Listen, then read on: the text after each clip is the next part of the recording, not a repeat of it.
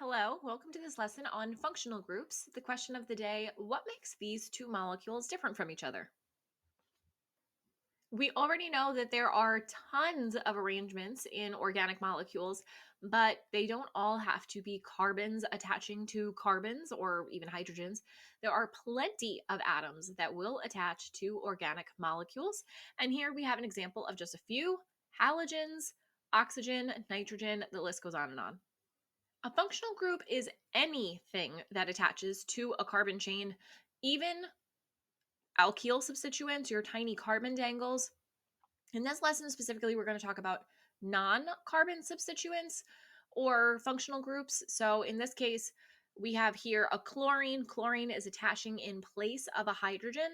And when that happens, this molecule, of course, is going to have new and specific properties. For example, in this chloromethane, as we would call it, we now have a much larger mass. We have a polar molecule as opposed to a non-polar molecule, and we have far more electrons. So we're going to have a much larger dispersion force because there's a giant electron cloud. IUPAC naming at this point should be getting easier. The rules are kind of the same until we get to the end of the list. So still, we are going to look for the longest carbon chain we can find without picking up your pencil and doubling back. And we call that the main chain. Now, all of the dangles, the things hanging off of this carbon chain, are really called substituents, but I call them dangles because they're dangling off the chain, kind of like a charm bracelet. And in this case, we are going to count all of the carbons forwards and backwards so that we can assign addresses or locations to these substituents. And the reason we have to count both forward and backwards is because we want our dangles to have the smallest sum possible on those numbers that we assign them. So if you have just one dangle, you're just looking for the lowest number. But when you have multiples, like a 2 and a 5, or maybe in the other case, it's a 1 and a 4, you want to assign the numbers that sum to the smallest number total. When we get into non-carbon dangles or substituents, they are going to take on a specific naming rules based on the type of functional group that it is. So we're going to go over that in this lesson. And then still, just like we were with the alkyl substituents, all of our dangles or substituents are going to be listed in alphabetical order regardless of their numerical order or numerical placement on that carbon chain. So our first example would be a halocarbon. Halo as in halogen and carbon for the carbon molecule. And in this case, we are going to have a regular old carbon chain where one of those hydrogens is replaced by a halogen, hence halocarbon. So for this example, or rather for this lesson, we are going to be using butane, which is a 4-carbon chain, and we're going to be dressing up butane with all of these functional groups one by one. So the first one we have is 1-chlorobutane. So the prefix from the halogen is going to be added into the name of the carbon chain. So in this case, it's on the first carbon. It's all the way to the right, but remember, these molecules are moving around in space. So from our perspective, it looks like it's the 4th carbon, but if you're on the other side of it, it's the 1st carbon, which is why you have to count in both directions. So this carbon is on the first, or rather this chlorine is on the 1st carbon in that carbon chain. So it will have the number 1. Chloro, the prefix tells you a chlorine is on carbon 1, and the butane is just going to tell you that there are 4 carbons in this chain. If you had a fluorine on your carbon chain, your prefix would be fluoro, bromine would be bromo, and iodine would be iodo. There are lots of different types of alcohols, and that means organic alcohols, not really drinking alcohols. All of the different types of drinking alcohols are just ethanol in different solutions, more or less. Rubbing alcohol, for instance, is isopropyl alcohol, so that would be a 2-propanol. Here we are looking at a butanol because, again, we're looking at butane as our main chain on the carbon. Anytime you have an alcohol, the ANE ending is going to be chopped a little bit. The E is going to pop off, and then OL is going to replace it. So this is where you would wind up with methanol, ethanol, propanol, butanol. And you would have to have a location for where that hydroxyl group is. So the OH functional group is called a hydroxyl. For the purposes of high school chemistry, you can get away with calling it an OH group. But this OH group is going to be attached on carbon 2. So this specifically would be called 2-butanol. There is an OH group. The OL tells you that there's an OH group on carbon 2 of a butane main chain. Ethers are a little bit interesting because they are not really attached on the carbon chain, but instead interrupt the carbon chain.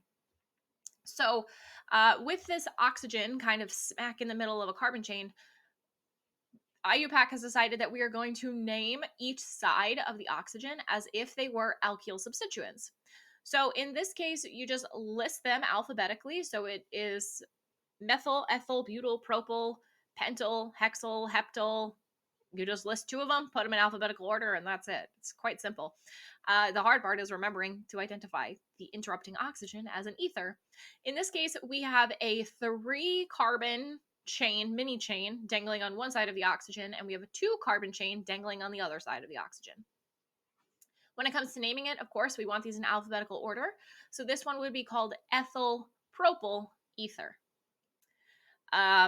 If you have a methyl on both sides, that would be dimethyl ether. An ethyl on both sides would be diethyl ether, very commonly used in organic chemistry. You could have a dipropyl ether if you had 2 propyl dangles, one on each side. Otherwise, they're going to be listed in alphabetical order. Up next are aldehydes and ketones, and these are often put together because they're very similar. Aldehydes and ketones, the functional group is a double bonded oxygen. The only difference between aldehydes and ketones is that aldehydes put that double bonded oxygen on the end of the carbon chain. It will always be on the end, so it'll always be carbon 1. And the ketone will put it anywhere but the end, so it will be somewhere in the middle. The double bonded oxygen group is called a carbonyl. The aldehyde, which you can see on the diagram on the left side, has the double bonded oxygen on carbon 1, and the ending Al will be replaced instead of the E on butane. It would be called butanal. And that is going to tell you that you have an double bonded O on the first carbon. You could put the 1 to indicate its first carbon if you like. It's kind of like putting a 1 as a subscript or 1 as a coefficient. We don't really need to do it. It's kind of implied. So aldehydes could have a 1, but remember, chemists are lazy, so they don't like to write it. So that'll just be butanal. Then the ketone would have to have a location because the double bonded O will go anywhere but the end. So in the case of this molecule on the right, we have a butane molecule that has the double bonded O on the second carbon. Remember, you have to number your carbon chain from both directions to account for perspective. So if we're on one side of the molecule, for us, it looks like it's on the third carbon, but if we had flipped the molecule around, then it would look like it was on the second carbon. And that's why we number them and choose the lowest number so that everybody can agree. So 2 is the proper number here, counting from right to left. And then the ending on that, instead of the E in butane, it would be butanone, 2-butanone. Organic acids can get a little bit tricky. It's usually tricky when you're learning acid base, not so much when you're learning organic. So if you've already learned acid base, you are at a good starting place. So organic acids have the functional group, the COOH. That's often how you'll see it. You have the double bonded O and an OH attached to the carbon on the end. So they won't need a number because it's the only way that this formation actually works is to have the double bonded O and the OH on the carbon on the end. So it doesn't need a number because the number would always be 1. And when we see this formula written out, a lot of students will see the COOH and see that OH on the end and think that this thing is a base. That's why back when I was teaching you acid base, I told you that acids have to be covalent and bases have to be ionic. This molecule, if you look at the picture, very clearly is covalent. There are no metals in organic acids. The same way there's no metals in non-organic acids, or inorganic acids, as I should say.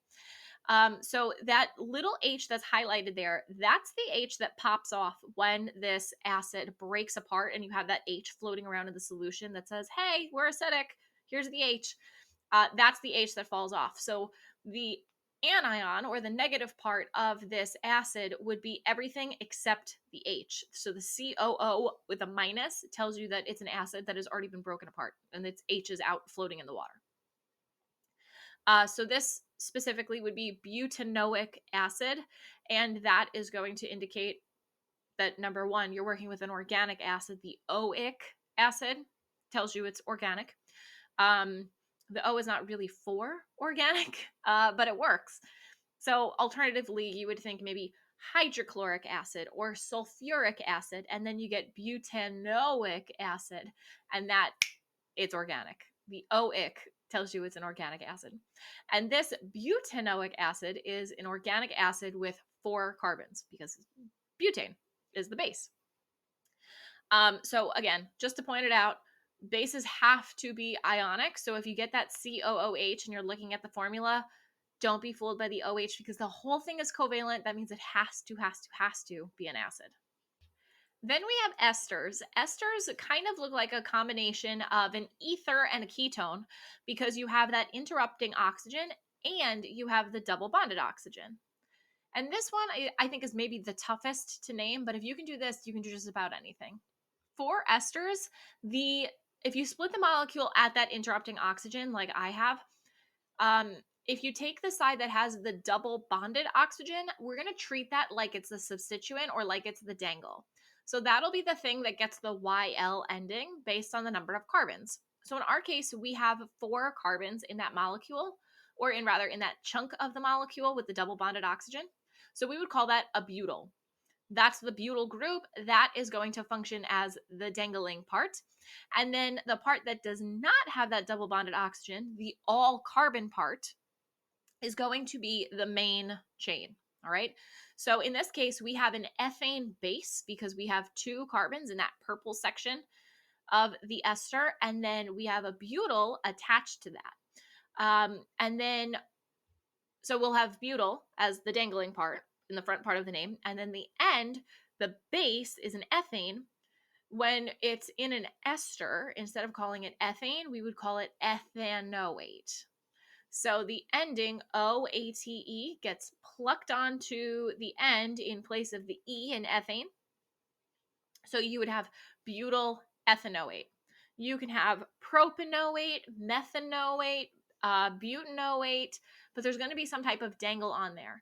It's important to remember to split the molecule, and the all carbon part is going to be the main chain, and the part with that double bonded oxygen is considered the extra fancy dangle part. Then we get into nitrogen, and there are 2 functional groups that include nitrogen, and they're very similar, so keep an eye out. The first of which are called amines. In a amine, you would have a hydrogen from a carbon chain plucked off and replaced by NH2. It's important to remember that nitrogen has 5 valence electrons to begin with, so it will try to make 3 bonds in order to reach the full octet. So one of those 3 is going to be attached to the carbon to get it onto the chain, and then the other 2 are going to be filled out by hydrogens. The amine ending is going to be added onto the name of the carbon chain, and you will need an address or a location for this, because this amine functional group can move around. Well, not like move around, but you can put it on any of the carbons, is my point.